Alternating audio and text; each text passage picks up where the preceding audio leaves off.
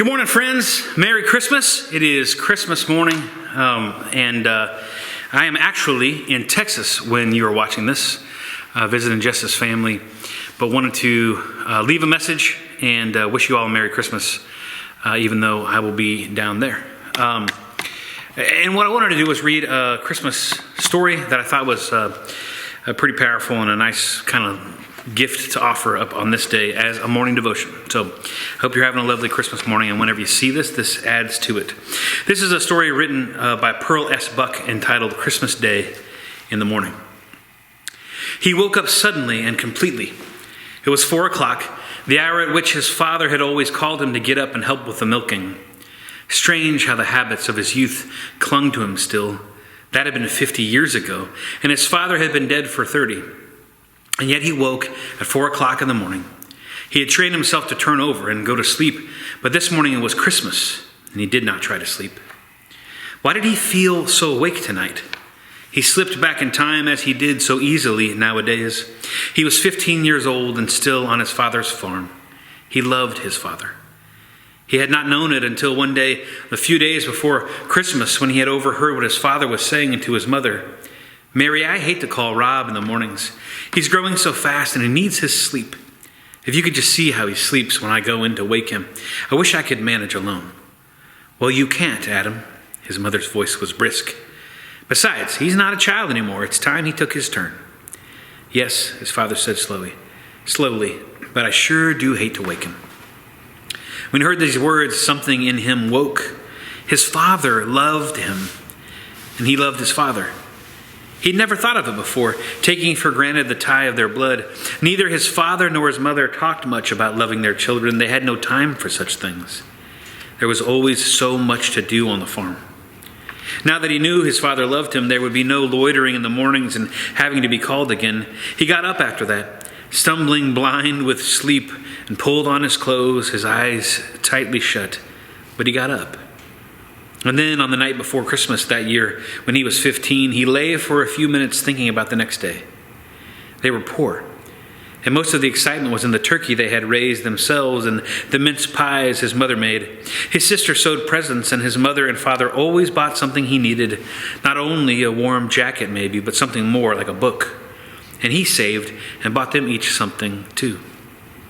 He wished that Christmas that he was 15, that he had a better present for his father. As usual, he had gone to the 10-cent store and bought him a tie. It had seemed nice enough until he lay thinking the night before Christmas. He looked out his attic window. The stars were bright. "Dad," he once asked when he was a little boy, "what is a stable?" "It's just a barn," his father said, "like ours." Then Jesus had been born in a barn, and to a barn the shepherds had come. The thought struck him like a silver dagger. Why should he not give his father a special gift too, out there in the barn? He could get up earlier than 4 o'clock, and he could creep into the barn and get all the milking done. He'd do it alone, milk and clean up, and then when his father went in to start the milking, he'd see it all done, and he would know who had done it. He laughed to himself as he gazed at the stars. It was what he would do, and he mustn't sleep too soundly. He must have awakened 20 times, scratching a match each time to look at his old watch. Midnight, 1:30, 2 o'clock. At 2:45, he got up and put on his clothes. He crept downstairs, careful of the creaky boards, and he let himself out. The cows looked at him, sleepy and surprised. It was early for them, too. He had never milked all alone before, but it seemed almost easy. He kept thinking about his father's surprise. His father would come in and get him, saying he would get things started while Rob was getting dressed. He'd go to the barn, open the door, and then he'd go get the 2 big empty milk cans. But they wouldn't be waiting or empty. They'd be standing in the milk house, filled. "What the?" he could hear his father explaining. He smiled and milked steadily, 2 strong streams rushing into the pail, frothing and fragrant. The task went more easily than he had ever gotten it done before. Milking for once was not a chore. It was something else, a gift to his father who loved him. He finished. The 2 milk cans were full, and he covered them and closed the milk house door carefully, making sure of the latch. Back in his room, he had only a minute to pull off his clothes in the darkness and jump into bed. for he heard his father up. He put the covers over his head to silence his quick breathing. The door opened. "Rob," his father called. "We have to go get up, son, even if it's Christmas." "All right," he said sheepishly. The door closed and he lay still, laughing to himself. In just a few minutes, his father would know. His dancing heart was ready to jump from his body. The minutes were endless, 10, 15. He did not know how many. Then he heard his father's footsteps again. The door opened and he lay still. "Rob?" "Yes, Dad?"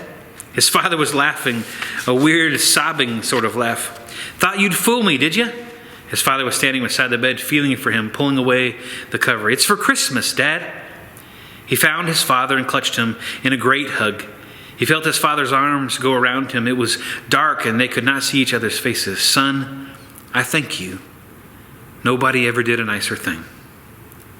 "Oh, Dad, I want you to know I want to be good." The words broke from him of their own will. He did not know what to do. His heart was bursting with love. He got up and pulled on his clothes again, and they went down to the Christmas tree. Oh, what a Christmas.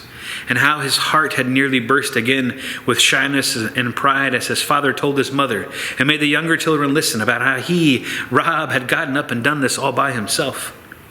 "The best Christmas gift I ever had, and I'll remember it, son, every year on Christmas morning so long as I live." They had both remembered it. And now that his father had passed, he remembered it alone. That blessed Christmas dawn, when alone with the cows in the barn, he had made the first gift of his life of true love. This Christmas, he wanted to write a card to his wife and tell how much he loved her. It had been a long time since he had really told her, although he loved her in a very special way, much more than he ever had when they were young. He had been fortunate that she had loved him too. That was the true joy of life, the ability to love. Love was still alive in him. It still was. It occurred to him suddenly that it was alive because long ago it had been born in him when he knew his father loved him and he loved his father. That was it. Love alone could awaken love. And he could give the gift again and again and again.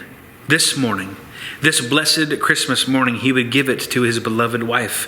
He would write down in a letter for her to read and keep forever. He went to his desk. He began his love letter to his wife. "My dearest love." Such a happy, happy Christmas. My friends, on this Christmas morning, I hope that you know you are loved. I hope you are surrounded by it. I hope you are filled with it. And I hope you know that love awakens love. Have a blessed Christmas day, my friends.